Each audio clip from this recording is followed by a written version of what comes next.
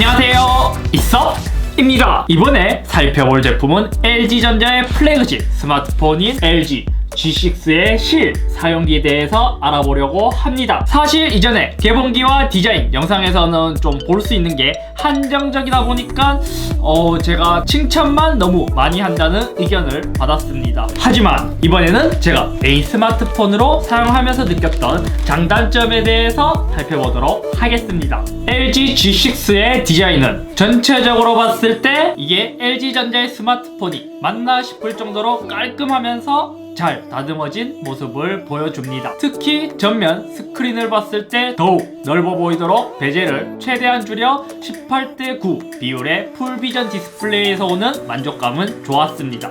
게다가 뒷면은 항상 아이폰 7, V20 등의 플래그십 스마트폰에서 보여준 카툭티까지 사라지는 모습을 보여주어 다른 것은 몰라도 디자인에서만큼은 많은 칭찬을 해주고 싶습니다. 하지만 이렇게 LG전자답지 않은 디자인으로 칭찬을 받고 있지만 개인적으로 실사용했을 때의 아쉬움은 몇 가지가 남았습니다. 그 첫 번째로 이어폰 잭의 위치입니다. 요즘 대부분의 스마트폰들은 하단에 이어폰을 꽂는 방식으로 모두 바뀌었고 전작인 V20 역시 이어폰 잭의 위치가 하단에 있습니다. 하지만 G6에서 다시 상단에 이어폰 잭의 위치가 바뀌어 저는 좀 불편함을 느꼈습니다. 두 번째로 느낀 아쉬운 점은 전면 하단에 위치한 LG전자 로고입니다. 최근 LG전자는 TV 시장에서 고급 라인은 몰입감을 위해 받침대로 로고를 옮기는 등의 모습을 보여주었지만 정작 스마트폰에서는 아직 하단에 어울리지 않는 LG전자 로고를 탑재하여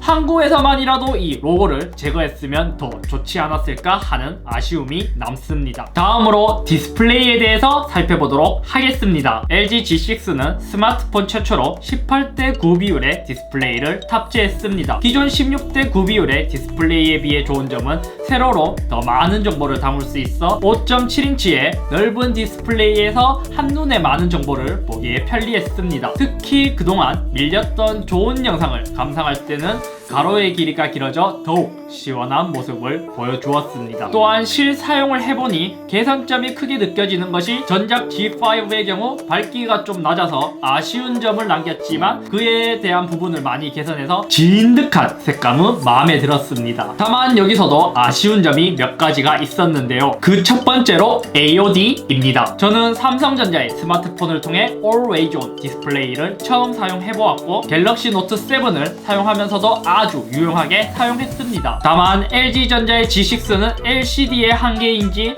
AOD를 추가로 밝게 설정이 가능하지만 삼성전자의 갤럭시보다는 밝기가 낮아서 차라리 AOD보다는 상단의 LED를 제거하지 않았으면 더 좋았을 것으로 생각됩니다. 또한 이상하게 G6는 소프트키의 높낮이가 고정되어 있으며 업데이트를 통해 투명 모드 혹은 크기를 조절할 수 있도록 변경이 되었으면 좋겠습니다. 다음은 카메라에 대한 부분을 살펴보도록 하겠습니다. G6의 카메라를 살펴보자면 일단 전면과 후면 모두 광각 카메라를 탑재하고 있습니다. 이를 탑재하면서 더 넓은 영역으로 찍을 수 있게 되었는데요. 의외로 제품을 사용해보기 전에는 일반각 카메라의 화소가 기존보다 낮아지고 보급형 이미지 센서인 IMX258 센서를 사용했다고 해서 뭐야 이거 원가 절감한 거 아니야? 라고 생각을 했으나 실사용 시 카메라 화질에 있어서는 V20와 비교해서 크게 떨어지지 않는 모습을 보여주었습니다. 즉 보급형 이미지 센서를 탑재했지만 이미지 튜닝을 그만큼 굉장히 잘했다는 뜻이죠. 물론 전작 제품들에서 빠른 AF를 위해서 탑재되었던 레이저 오토포커스와 컬러 스펙트럼 센서가 빠져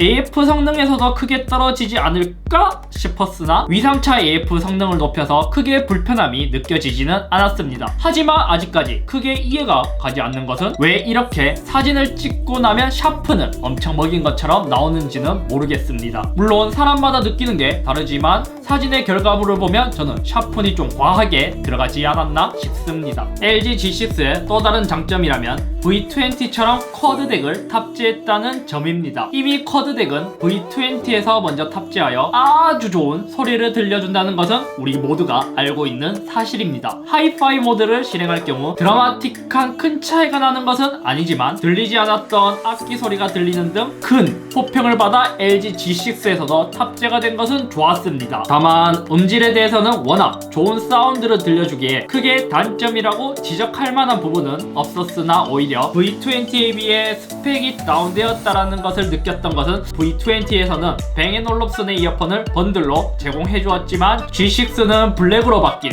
쿼드 비트 3를 번들로 제공해주고 있습니다. 둘 다 다른 스마트폰의 번들에 비해서는 월등한 소리를 들려준다는 것은 사실이지만 소비자가 느끼기에는 V20에 비해서 LG G6가 원가 절감했다고 느낄 수밖에 없을 것 같습니다. LG G6의 경우 일체형 배터리를 탑재했지만 흔히 밀스펙이라고도 불리는 미국 국방성 낙하 테스트에 통과하여 내구성에서는 자신감을 보였습니다. 물론 V20 또한 밀스펙을 통과했습니다. 그래서 G6의 경우 화면 파손을 최소화하기 위해 디스플레이의 모서리에는 라운딩 처리가 되어 있어 충격 시 디스플레이가 받는 충격을 분산시켜주어 기존보다는 쉽게 깨지지가 않을 것으로 생각됩니다. 물론 내구성이 증가했다는 것이지 안 깨진다는 의미는 아니니 항상 조심해야겠죠.